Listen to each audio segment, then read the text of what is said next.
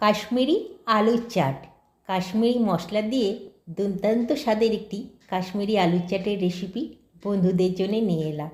নিরামিষ সামান্য কিছু উপকরণ দিয়ে এই রেসিপিটি তৈরি করা যায়। তাহলে কাশ্মীরি মশলাটা তৈরি করি। এখানে একটা বড় এলাচ নিয়ে নিয়েছি, 3টে ছোটো এলাচ নিয়েছি, বড় 1 চামচ গোটা জিরে আর ছোট 1 চামচ গোলমরিচ গুঁড়ো নিয়েছি। এটা ভালো করে ভেজে নিতে হবে। বড় এলাচটা কিন্তু চাটের জন্যে প্রয়োজনীয়, এটা দিতেই হবে।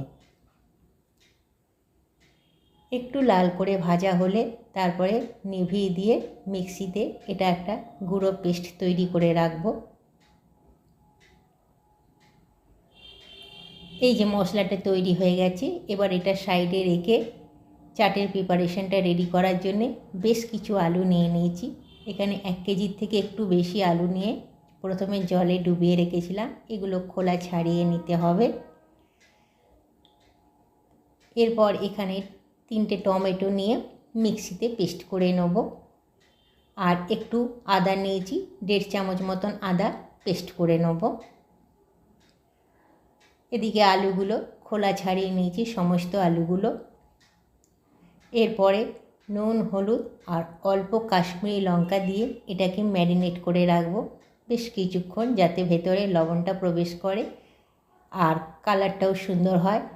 হলুদ আর সামান্য লঙ্কার গুঁড়ো দিলে বেশ একটা লাল লাল রঙ আসে, সেই জন্যে সমস্ত আলুগুলো মাখিয়ে নিচ্ছি নুন, হলুদ আর কাশ্মীরি লঙ্কার গুঁড়োটা। এরপর কড়াইয়ে সর্ষের তেল দিয়ে 2টো শুকনো লঙ্কা ভেঙে দিয়ে দিয়েছি। তারপর তেজপাতা দিয়ে দিলাম। তেজপাতা আর শুকনো লঙ্কাটা ভাজা হলে বড় 1 চামচ গোটা জিরে দিয়ে দিতে হবে। সমস্ত ফোড়নটা কিন্তু লাল করে ভাজতে হবে, বেশ একটা পোড়া পোড়া গন্ধ বেরোনো অবধি ভাজতে হবে। তারপর যে আলুগুলো ম্যারিনেট করে রেখেছি লবণ, হলুদ আর কাশ্মীরি লঙ্কার গুঁড়ো দিয়ে, সেগুলো এক এক করে দিয়ে দেবো সমস্তটা। এখানে আমি অল্প তেল দিয়েছি, কারণ কি কাশ্মীরি মশলাটা দেওয়ার জন্য আমার অনেকটা সর্ষের তেল লাগবে, ওই জন্যে আপাতত সর্ষের তেলটা একটু কমই দিয়েছি। চাটটা তৈরি করার সময় একটু বেশি করে সর্ষের তেল দিতে হবে মশলাটায়। আলুটা নাড়াচাড়া করে রাঁধছি। যে আদাটা বেটে রেখেছিলাম সেই আদার মধ্যে একটু ধনে গুঁড়ো দিয়ে দেবো। বড় 1 চামচ ধনে গুঁড়ো দিলেই হবে, নিরামিষ আইটেম, ওই জন্য আদা আর ধনে গুঁড়োটাই দিচ্ছি। এটাও দিয়ে দিলাম। আদাটা একটু ভাজতে হবে, আদাটার যাতে কাঁচা কাঁচা গন্ধটা চলে যায়। একটু নাড়াচাড়া করতে হবে যাতে আদাটা কড়াইয়ের নিচে লেগে না যায়।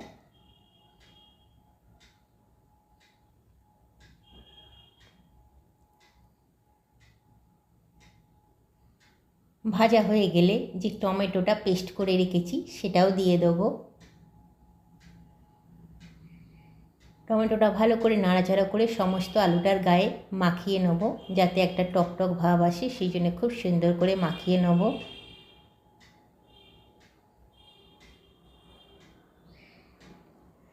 এই ফাঁকে একটু চিনি দিয়ে দিলাম। চিনিটা দিলে চাটের টেস্টটা খুব সুন্দর আসে, সেই জন্য অল্প করেই চিনি দিলাম। টক দেওয়া আছে তো, টক মিষ্টি ঝাল খুব সুন্দর লাগে।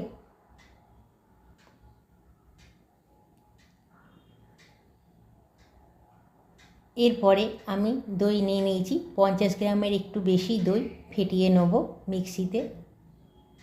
আর একটু হলুদ দিয়ে দিলাম, আর একটু লবণ দিলাম। লবণটা আপাতত কম দিলাম, পরে আর একটু অন্য লবণ দেবো, বিট লবণ দেবো, সেই জন্য এখানে একটু লবণটা কম দিলাম। চাটের আলুটা ভালো করে নাড়াচাড়া করে নিচ্ছি। দইটা ওইদিকে মিক্সিতে ফেটিয়ে নিয়েছি, এরপরে দইটা দিয়ে দিতে হবে। দইটাও দিয়ে দিলাম, 50 গ্রামের থেকে একটু বেশি দইটাই দিলাম। 100 গ্রাম দিলেও চলে, 1 কেজি মতন, 1 কেজির বেশি আলু আছে তো। গ্রেভিটা ভালো হবে, খেতে খুব সুন্দর লাগবে, চটপটা একটা ভাব আসবে। দইটা শুকনো হওয়া অবধি নাড়াচাড়া করতে হবে। এরপরে কাশ্মীরি যে মশলাটা চাটের তৈরি করব, তার জন্য একটা বাটিতে কাশ্মীরি মশলাটা, যেটা শুকনো করে ভেজে রেখেছিলাম, বড় এলাচ, ছোটো এলাচ, জিরে, গোলমরিচ সেটা দিয়ে দিলাম। একটু কাশ্মীরি লঙ্কার গুঁড়ো দিলাম, আর হিং দিয়ে দিলাম ছোটো চামচের 1 চামচ, হাফ চামচ মতন দিলে হবে বড় চামচে, ছোটো চামচের 1 চামচ। একটু বিট লবণ দিয়ে দিলাম স্বাদ মতন। এটাকে একটু মাখিয়ে নিচ্ছি পুরো মশলাটাকে মাখানোর জন্যে। এরপরে সর্ষের তেল দেবো। সর্ষের তেলটা দিয়ে দিলে ইউনিক একটা টেস্ট আসে। এই মশলাগুলোর সঙ্গে সর্ষের তেলটা মাখালে এত সুন্দর একটা গন্ধ আসে, তাতেই চাটটা একদম ভুরভুর করে গন্ধটা, খুব খুব সুন্দর খেতে লাগে। পুরো মশলাটা একটু মাখিয়ে নিতে হবে, পুরো আচারের মতন দেখতে হয়ে গেছে মশলাটা। এরপরে যে আলুর চাটটা করছি তার মধ্যে মশলাটা দিয়ে দিলাম আলুর চাটের মধ্যে।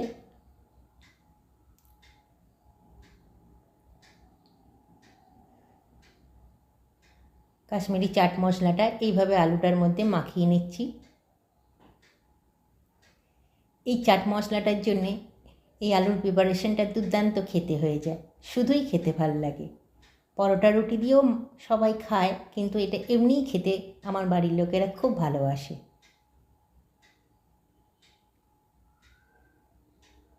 পুরো শুকিয়ে শুকিয়ে এসছে, মশলাটা থেকে অপূর্ব গন্ধ বেরোচ্ছে। এরপরে 2-3টে কাঁচা লঙ্কা কুচিয়ে নিয়েছি, আর একটু ধনেপাতা কুচিয়ে নিয়েছি। এটাই লাস্ট প্রিপারেশন দেওয়ার জন্যে দিয়ে দিলাম ওপর থেকে। আর একটু নাড়াচাড়া করে শুকিয়ে প্লেটিং করব। হয়ে এসছে, এরপরে নামিয়ে প্লেটিং করছি। দেখুন আলুগুলো এমনিই খেতে খুব ভাল লাগে, টক ঝাল মিষ্টি একটা দারুণ স্বাদ হয়। প্লিজ প্লিজ একবার ট্রাই করবেন বন্ধুরা। আর যদি ভাল লাগে প্লিজ প্লিজ আমার পাশে থাকবেন।